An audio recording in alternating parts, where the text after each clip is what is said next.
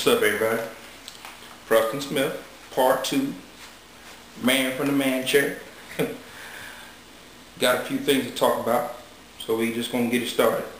I actually held off doing my video because I wanted to go over some new stuff. I had some stuff lined up, but I didn't want to talk about that when I heard all the new things that was going on with our president and everything, particularly with the Supreme Court.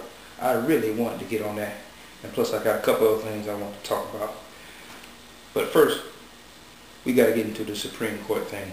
So I guess this would be my rant. So President Obama, I posted on Facebook. So first, I know y'all see my laptop sitting in here. I decided last time I used a sheet of paper, so I thought about it. Do I want to kill a tree or I just use my laptop? So laptop's easier, and the EPA is get off my back about using paper than just crumble it up and throw it in the garbage. So there you go. All right, first up, Obama and the Supreme Court.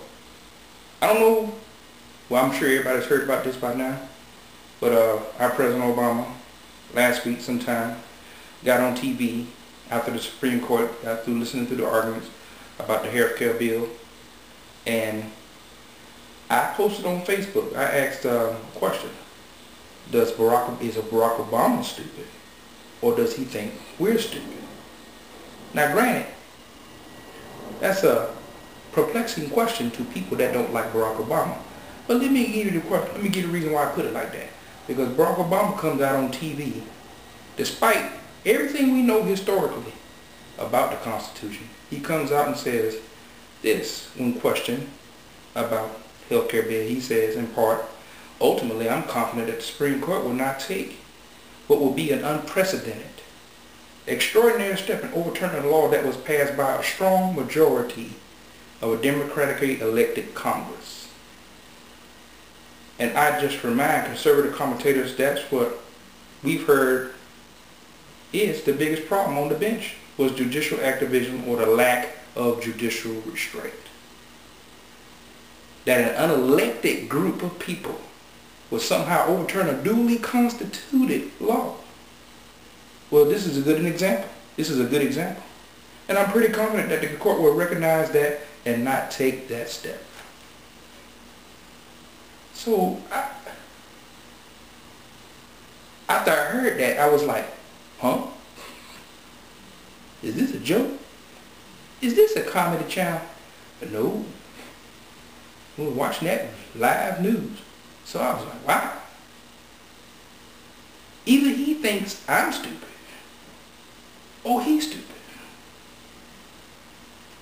So let's go through it. So first, in order to discuss this, you got to have a constitution. So, where am I going to find, what is this? Preston has a constitution. Like to give props to the Heritage Foundation for giving this to me. But, okay, well, let's look through the Constitution. Let's see what they say. Barack Obama says that they shouldn't turn over, they don't have the authority to turn over laws passed by duly elected officials. So let's see what they say. Article 3, Section 1, judicial powers of the United States shall be vested in one Supreme Court and in such inferior courts as the Congress may from time to time ordain and establish. The judges both of the Supreme and inferior court shall hold their offices during good behavior and shall at times, stated times, receive for their services a compensation for which shall not be diminished during their continuance in office. Now, Section 2 says, judicial power shall extend all cases in law and equity arising under this Constitution, the laws of the United States and treaties made.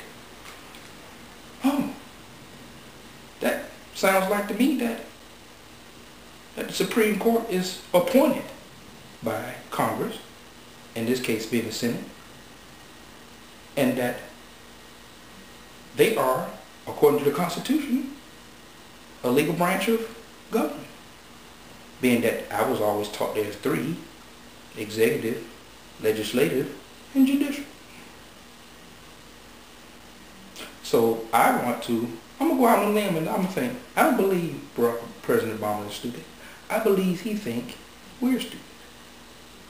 I think he believes that Americans are too stupid to go out and do something as simple as get one of these and look it up.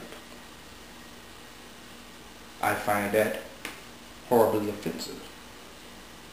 But nevertheless, that's our president. So, you know, this is what we're left with. We got November coming up, and we're going to have a choice between two candidates. Do you want to go with a president that believes you're too stupid to even look in the Constitution and find out what he says is right or wrong? Or do you want to go with something else? At this point, something else can be anything else as far as I'm concerned. I don't like having my intelligence questioned in that manner. I hope everybody understands what I'm saying. This is not a slam necessarily on the president.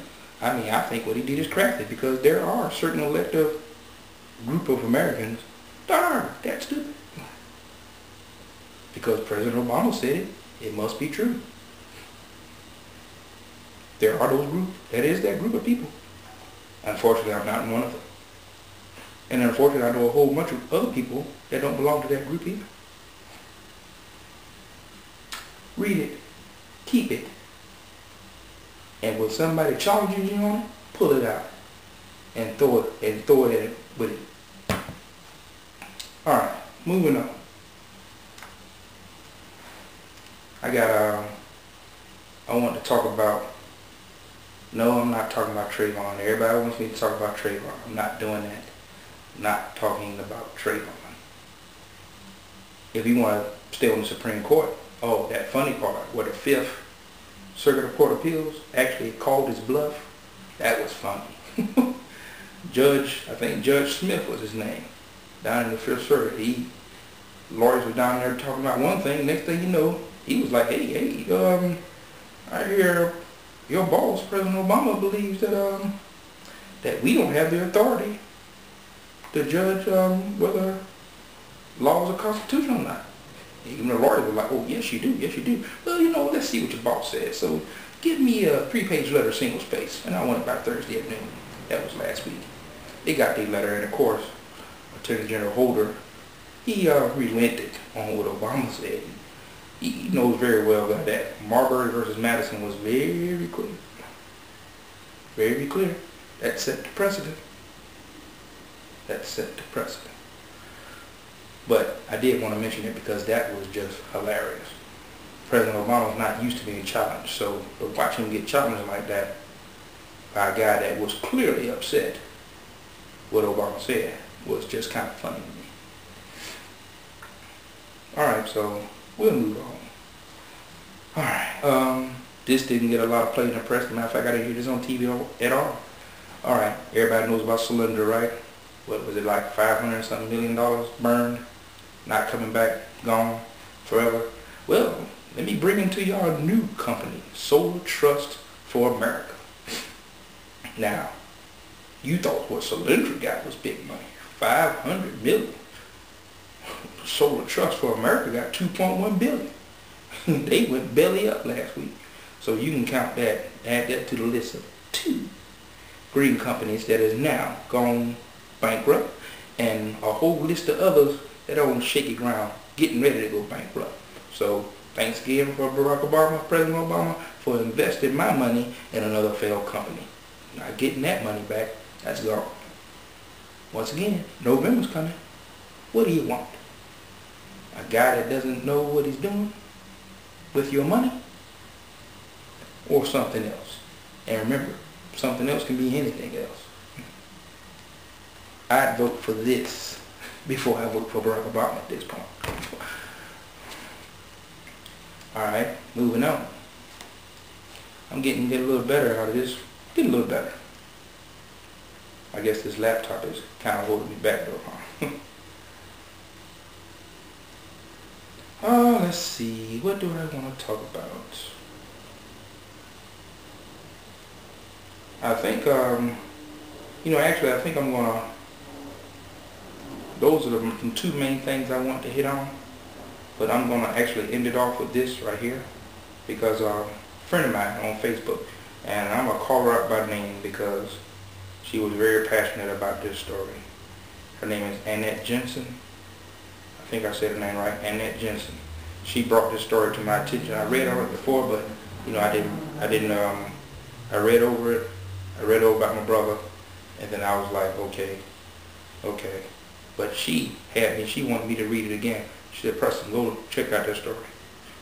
So I read it over again, and I had to think about it. And after I thought about it, I was like, you know what, that kind of moved me, that touched my heart. So I wrote this on Facebook, and I'm just simply going to read it to you what I wrote. And I called it No Respect for Superman. Alright, who is Dennis Whitechow? Dennis Whitechow is just a mild-mannered American from Rhode Island.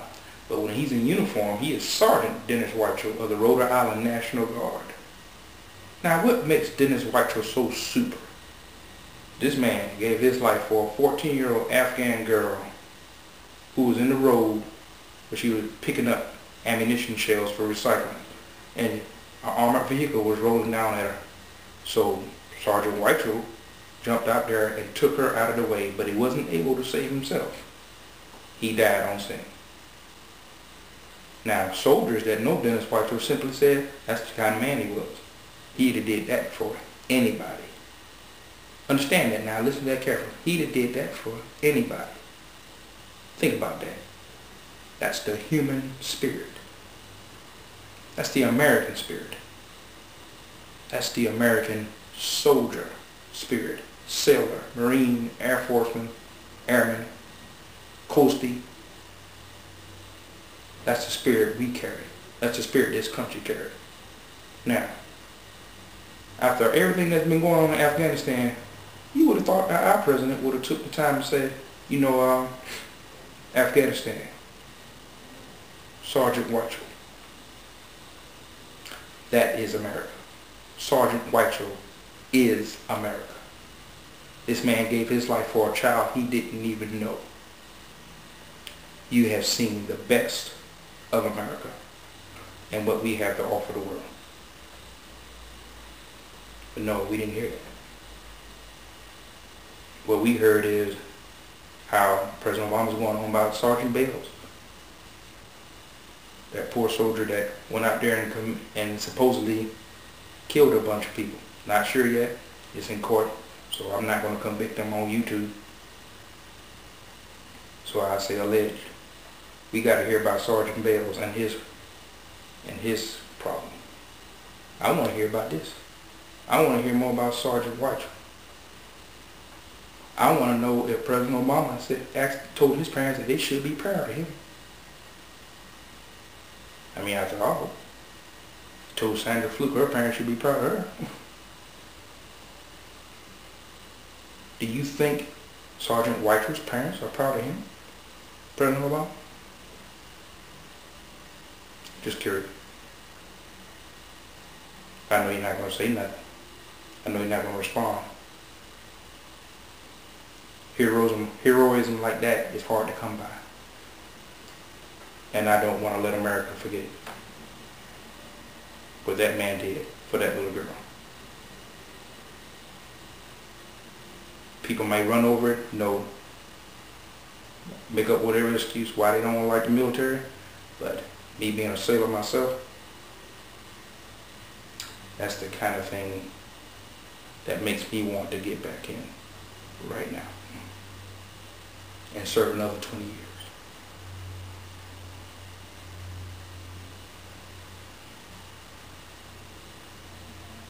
So Sergeant Whitechow, you are Superman in my book, brother. And may you rest in peace. Alright, everybody. That's all I got for this week. I'll be coming back later this week. I'm still not going to talk about Trayvon. Nope, not going to do it. Not until I know there's a lot of things happening. And I know it has gotten real bad. But I want to hear whether he gets charged or not. When he gets charged or not, then I'll talk about it. But right now, there's no charges, so I'm not saying that. I know I talked about it on Facebook a little bit last week, but that was more about his character than the case itself. Alright, so anybody got anything for me? Just respond to me at the email that you'll see rolled in the credits in the end. Other than that, I don't have nothing else. I'm out here. Peace.